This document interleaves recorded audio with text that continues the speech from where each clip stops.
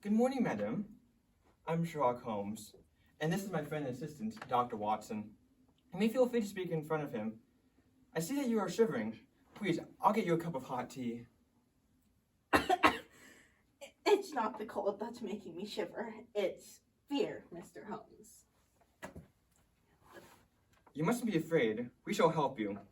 I can't stand the strain any longer. I will go mad if it continues. I've no one to turn to except one man who cares for me. And although I can't pay for your services now, in a month I will be married, and will then have my own income. Please don't concern yourself with payment, madam. My profession is its own reward. Now please, tell us how we might be of service. Don't think, Mr. Holmes, that my terror is simply the imagination of a nervous woman. You are famous for sorting out real dangers from imagined ones. So I came from your help. My name is Helen Stoner, and I live with my stepfather, Dr. Grimesby Royett, the last survivor of the Royett family of Stoke Moran in West Surrey. The name sounds familiar. The Royletts were once one of the richest families in England, but now only a few acres of land in the house, which is heavily mortgaged, has survived. My stepfather realized that he would have to earn his own living, so, with the money borrowed, he went to medical school and established his own large and successful practice in Calcutta, India. This was brought to an abrupt end when Dr. Royett suspected his native butler of robbing him and beat the man to death. The doctor was imprisoned for many years and returned to England a defeated and depressed man. However, during his stay in India, Dr. Royett married my mother, Miss Stoner, the young widow of a British Army officer serving there. My sister Julia and I were only 2 at the time. Mother had made a very comfortable income, more than £1,000 a year, and in her will she left that sum to Dr. Royett as long as Julia and I lived with him. However, when Julia and I married, part of that £1,000 would go to each of us. The will took effect 8 years later, when my mom died. We left London after her death, and Dr. Royett took Julia and I to live with him in his old family house at Stoke Moran. The money my mother had left us was enough for all of our wants. But a terrible change came to my stepfather about this time. Despite the happy welcomes of his old friends and neighbors, Dr. Royett shut himself in the old house and only came out to quarrel with those who came close to the place. Violent tempers seemed to have inherited in the men of the Royett family. In my stepfather's case, these led to several brawls which ended in court. The local people then took to running from him, not only because of his uncontrollable anger, but because of his immense strength.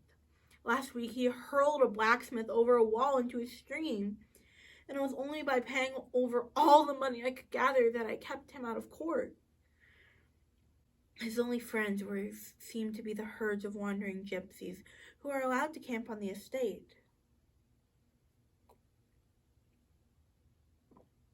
In return, they let him travel with them, sometimes for weeks at a time.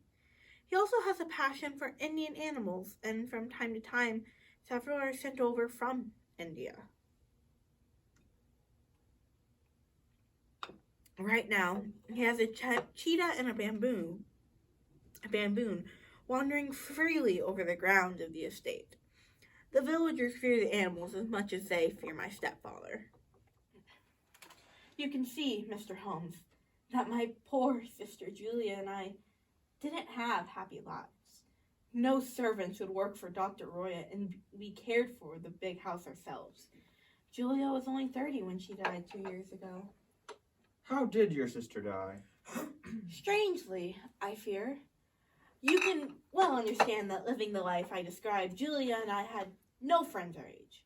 However, my mother had a sister, Miss Honora Westfield, and Dr. Royett permitted us to visit her occasionally. 2 years ago, during a Christmas visit, Julia and I made it there. Julia met a naval officer. They soon fell in love and became engaged. When I returned to Stoke Moran and told my stepfather of her plans, he didn't object. But 2 weeks before her wedding day, a terrible thing happened. Please, Miss Stoner, give me the exact details. I can do that easily, for every moment of that dreadful time is very clear in my memory.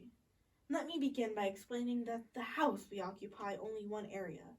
The first bedroom is Dr. Roy's, the second is my sister's, and the third my own. There are no doors connecting them, but they all open into the same corridor. And the windows of these rooms? They face the lawn. That horrible night, Dr. Willett had gone to his room early, but Julia knew he wasn't asleep, for she smelled his strong Indian cigars. Annoyed by the smoke, she left her room and came to mine. At 11 o'clock, she got up to leave, but at the door she paused and looked at me. She asked me if I had heard anyone whistle during the night. I told her I hadn't and asked why. She said during the last few nights, about 3 in the morning, a low, clear whistle woke me.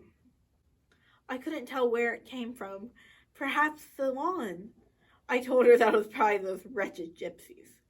She then asked why I didn't hear them too. I told her that I'm a heavy sleeper, and she's the light one. She said that she was sure it was nothing and closed my door. A few minutes later, I heard her turn the key in her lock. Did you and your sister Julia always lock your bedrooms at night? Always. With the doctor's cheetah and baboon running loose, we felt safer that way. Of course, please go on.